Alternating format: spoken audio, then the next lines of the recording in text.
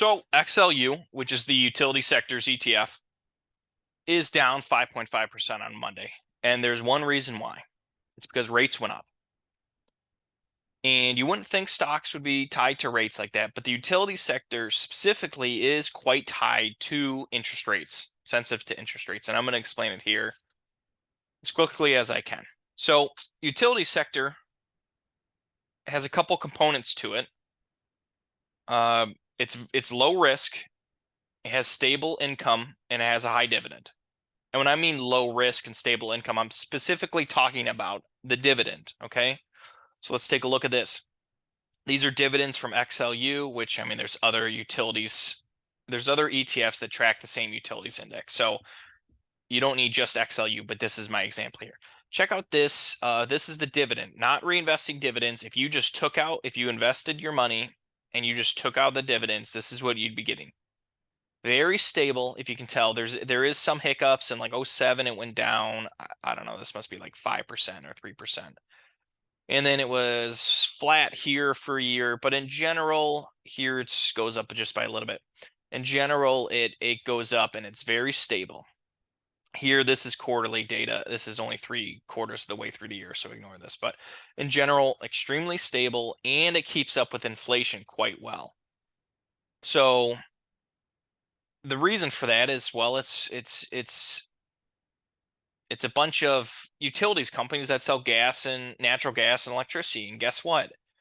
They have government enforced monopolies, right? Which makes sense because there's a lot of fixed cost involved in setting up a utilities company and running all the pipe and wire. So, and they get fixed rates that they go up as inflation does.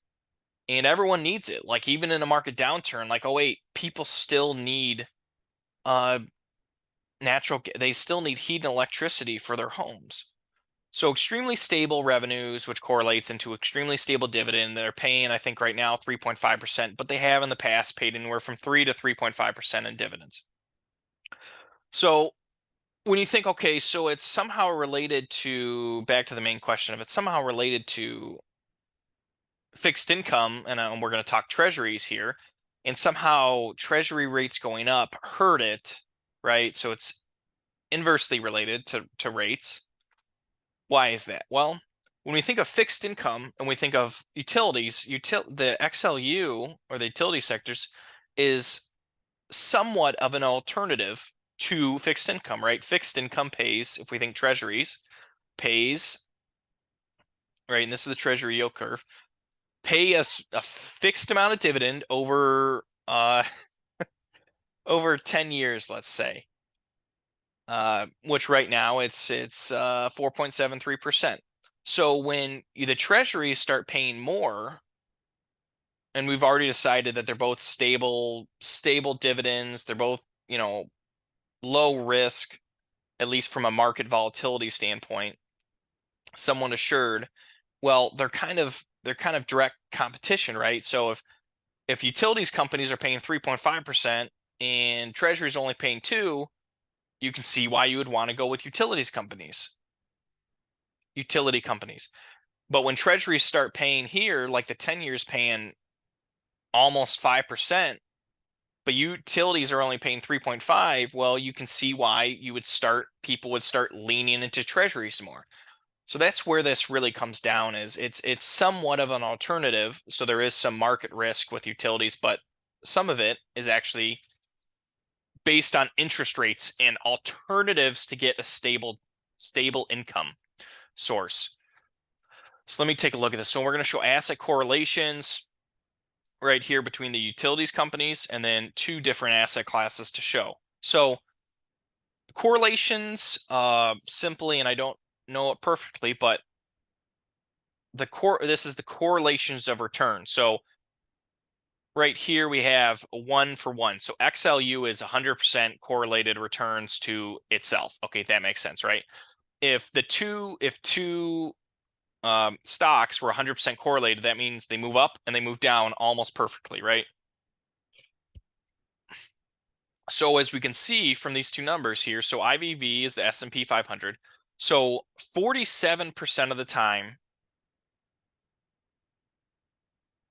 Utilities moves up because the market did, right?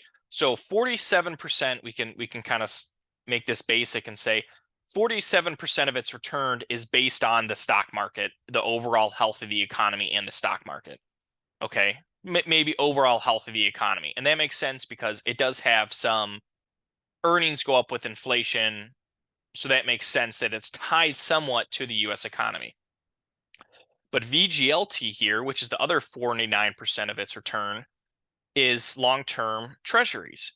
So it's almost split 50-50 between the health of the economy and the stock market, and some of it, and then the other half is based on treasuries. So here we have data that's showing you, okay, well, half of it's based on the stock market and half is based on treasuries.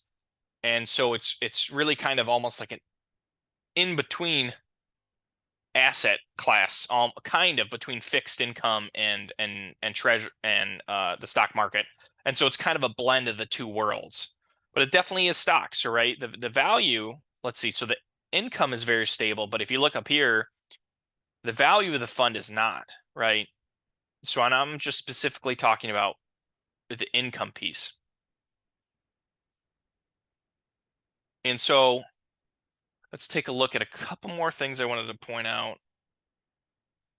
Talk about asset correlations. Okay, let's go back to treasuries and we can see the actual price drop. So we know 50, let's just summarize, 50% of the return is due to treasuries, right? So if treasuries start paying more, the utilities dividend doesn't look as good. Now the utilities dividend has a benefit of it goes up with inflation where treasuries do not. So maybe TIPS is a better example to compare, but there's a lot more data on treasuries. So we're going to talk about treasuries. 10-year, 5-year, 20-year, whatever you want to talk about. So let's take a look. So it seems like this is Monday when it just absolutely got crushed, right? Got crushed 5.5%, and it's come back a little bit, but it's pretty stable, right?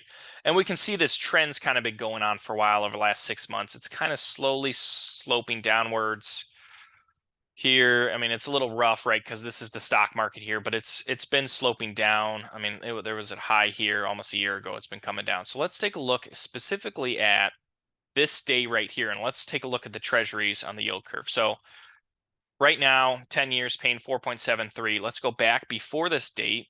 Goodness, is the 29th. So let's see what it was paying on the 29th. 4.73, and it used to be 4.59.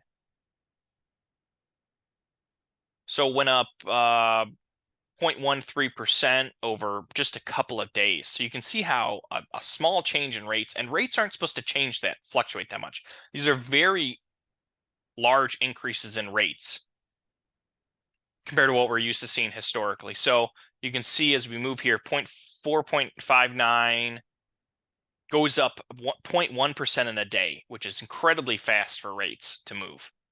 0.1% in a day. So you can see how that would have an issue. And then it went up again to 4.81. And then it settled back down here. And that's probably why it's recovered, right? It's because we had actually recovery. So it was 4.81 and then it recovered. It went down. So then we have utilities climbing back up because rates went down.